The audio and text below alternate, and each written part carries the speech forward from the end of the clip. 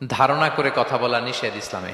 ওয়া ইন্না যান্না লা ইউগনি মিনাল হাক্কি শাইআ, আল্লাহ বলেন ধারণা কখনো সত্যের বিকল্প হতে পারে না। আপনাকে সত্যটা জেনে বলতে হবে। আমরা এরকম সমাজে অনেক করি, অনেক। আপনি পাবেন, ধরেন যে আপনাকে আপনার এক বন্ধু দেখলো, রিক্সা দিয়ে যাচ্ছেন, আপনার পাশে এক নারী বসা, তো সে অনেক কিছু খারাপ ধারণা করতে পারে। এরকম হয় না সমাজে? এমন হতে পারে যে আপনি আপনার ছোট বোনকে নিয়ে বেরিয়েছেন, হতে পারে না? কিন্তু আপনি তো একটা ধারণা করে ফেললেন অন্য কিছু। বা আপনার ভাগ্নিকে নিয়ে বের হয়েছেন, আপনার আপন খালাকে নিয়ে বেরিয়েছেন কোনো কাজে, ডাক্তারের কাছে বা কিছু একটা হতে পারে। কিন্তু তাকে দেখেই আমি এদিক সেদিক বলতে আরম্ভ করলাম যে ওকে তো দেখছি এরকম এরকম এরকম। আছে না নাই? আমাদের সমাজে আমি দেখেছি যে কারো যদি ঠোঁট কালো হয় তো মানুষ ধারণা করে নেই লোকটা মনে হয় সিগারেট খায়। কিন্তু সিগারেট সেবন করা ছাড়াও কারো ঠোঁট কালো হতে পারে কি পারে না বলেন? এই যে এগুলো সমাজে প্রচলিত। বিয়ে করার পর পর ইমিডিয়েট যদি কেউ একটা গাড়ি কিনে বা হুন্ডা কিনে, এটা কি বলে বলেন তো?